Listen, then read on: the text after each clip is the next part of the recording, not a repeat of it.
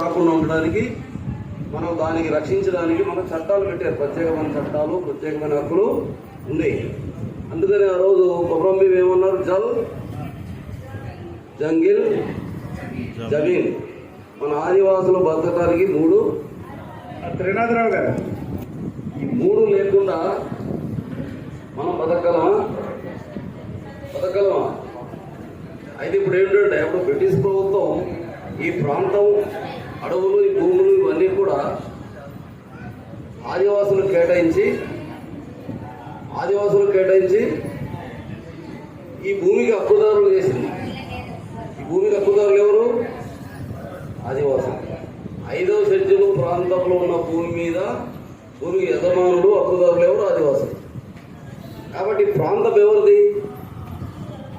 ఈ ప్రాంతం ఆదివాసులది కదా.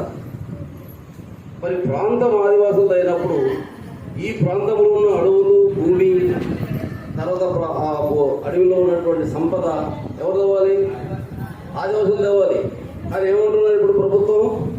అర్థం మార్చింది. ప్రాంతం మీదే, కానీ ఈ ప్రాంతంలో ఉన్న సంపద మాత్రం మాది, మీరు మాది అని. అందుకే ఇప్పుడు డాములు కట్టి మనం నిర్వసితులు చేస్తున్నారు. పోలవరం డాము కట్టారు, మనల్ని 4 లక్షల మంది ప్రజలు ముంచారు. అదేవిధంగా మళ్ళీ ఇప్పుడు ఏం చేస్తున్నారు అంటే, నరేంద్ర మోడీ గారు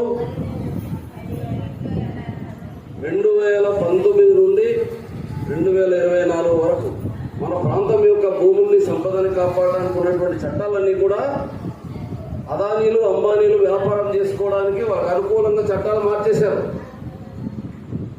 తర్వాత మన పెసా గ్రామ సభ ఉంది. ఇప్పుడు మన భూములు, ఇన్ని భూములు లాక్కున్నారు కదా, 4000 ఎకరాల అడుగు భూములు మునిగిపోయాయి. దాన్ని సర్వే చేయలేదు. కానీ పెసా చట్టం ప్రకారం గ్రామ సభకు అధికారాలు ఉన్నాయి. గ్రామ సభ ఆమోదంతో అడవి భూములైనా, మిగతా పట్టా భూములైనా ప్రభుత్వం తీసుకోవాలి. కానీ గ్రామ సభ ఆమోదం ఉన్నదా? 4000 ఎకరాల అడుగులు పోయాయి కదా, అందులో జీడి తోటలు ఉన్నాయి కదా. ఆ జీడి మొక్కలు ఎవరు ఇచ్చారు? ఐటీడీఏ వాళ్ళు ఇచ్చారు. మరి వాళ్ళు మొక్కలు ఇచ్చారు, పెంచుకున్నాం, చెట్లు అయింది, ఫలసాయం వస్తుంది, ఆదాయం వస్తుంది. డామ్ కట్టాడు, దాన్ని అందులో ముంచేశాడు. మన ఊరు ముంచేశాడు, మన ఊర్లో చెట్టు ముంచాడు, చెట్టు ఫలసాయం ముంచాడు. ఏకంగా మన బతికే డామ్లో ముంచాడు. చట్ట ప్రకారంగా డామ్ కట్టే ముందు ఏమన్నారు? చట్ట ప్రకారంగా ఏంటంటే, మన కల్చర్, ఆదివాసుల తాలూకా జీవన విధానం ఎలా ఉంది, సంస్కృతి ఎలా ఉంది, వాళ్ళు ఏ విధంగా జీవించేవారు, దేని మీద ఆధారపడి బతుకుతున్నారు, ఇవన్నీ కూడా వాళ్ళ సదుపాయం